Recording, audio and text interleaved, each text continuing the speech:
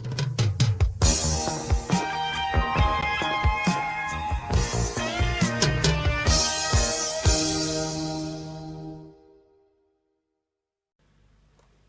and welcome. Thank you for joining me. This is a comic marketed, as it says here, paper for boys. To what extent it had appealed to boys and girls, I have absolutely no idea. But it's really uncompromising in its ideas of what boys would like to watch. So the year is 1974. There were comics to do with war like Victor, which had been going for a very long time. Warlord came along and absolutely was a game changer in 74.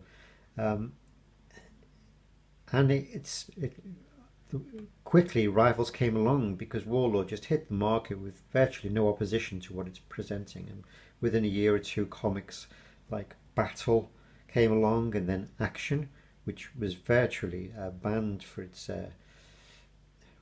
some people's ideas of its violent tendencies. And within years, things like 2000 AD, in a sense, this was first and showed there was a huge market for gritty violence in this format. Comics like Commando have been around since the 60s, but in a smaller format. Warlord obviously is hitting something different, and its main character, Lord Peter Flint. This is not him. This is a character called Union Jack Jackson, whose unique selling point was he was a Brit with a Union Jack on his helmet with the American Marines. Issue 2. Disaster day for the Gestapo.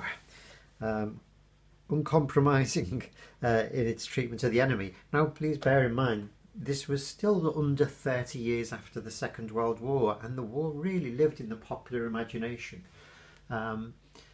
War films, it just, at the time, TV, things like Escape from Colditz, Secret Army, were all big programmes.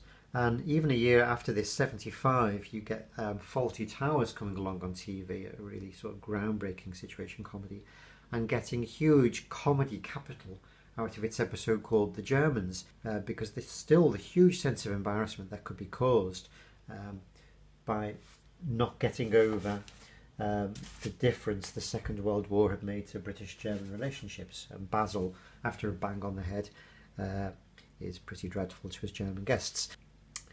And let's inside. Really, the big character of these stories was the one, codename Warlord, and his name was Lord Peter Flint.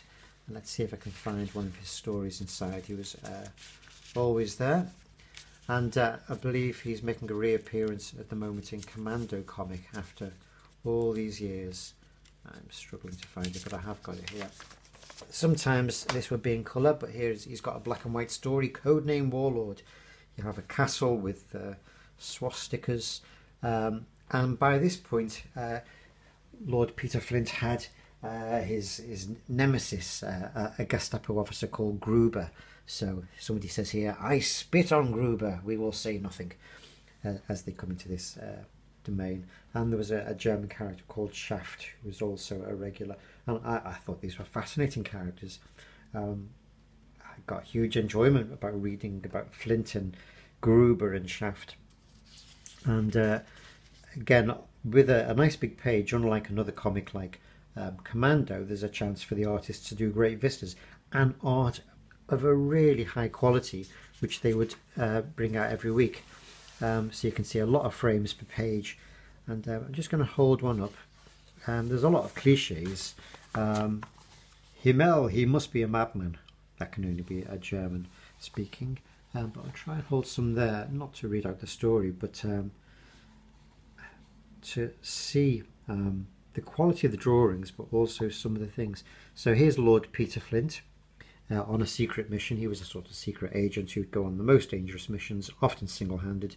Here he's saying, we're pinned down, Rafa. Cut loose on that window to give me cover. And the guy's looks like he's about to go into action, as looks like bullets. What they mean by pinned down is that these bullets are hitting all around them. So I'll show you some more covers maybe. There was a kind of secret club. So people would write in as they say from Secret Agent Club, nothing secret about it, calling Warlord agents, and Lord Peter Flint, this fictional character, would have a sort of relationship with its young readers. And some of them would write in. I was always baffled by these people writing in who had experiences of visiting planes at shows and stuff, but actually thinking about it, it wasn't unusual. And at the end of them there are codes, secret codes at the bottom of the readers' letters, with letters, a jumble of letters, but actually they would know the codes because they would have joined the Secret Agents Club. Why don't you become a Warlord secret agent? Simply fill in the coupon and send it with a 20p postal order to Warlord Secret Agent Club at the address on opposite page, and you'd fill in the little thing. I suppose a club kit with a badge and identity card and code book, which would enable you to write in with your messages with a little secret code at the bottom, which other readers who had the code book would identify. So it was designed to draw children in really interesting ways. And Flint and Shaft versus the Mafia. So Britain and Germany's top agents get together to take on a vicious criminal organisation. So you have Lord Peter Flint, and there you have the German agent Shaft. And exclusive to Warlord secret agents, not sure how they make it exclusive, but 6 supermodels of the mighty chieftain tank to be won.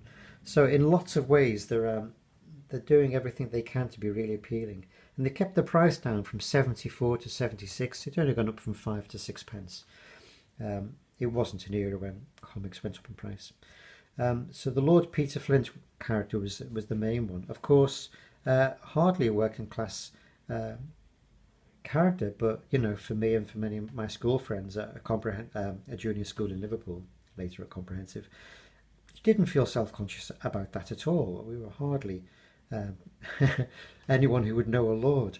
But there you go. And then when competition came along with comics like Battle, I think already this started to feel a bit, for other kids, a bit like not speaking for them. So other kids would say in the playground to me, this comic's rubbish, you should be reading Battle. But I loved it. So there you go. I shall leave these Warlord comics with you, with Lord Peter Flint blazing away with a machine gun, which looks like a German machine gun, symbolising the Brits and the Germans working together against the Mafia. So thanks for looking in. I hope you found this of interest.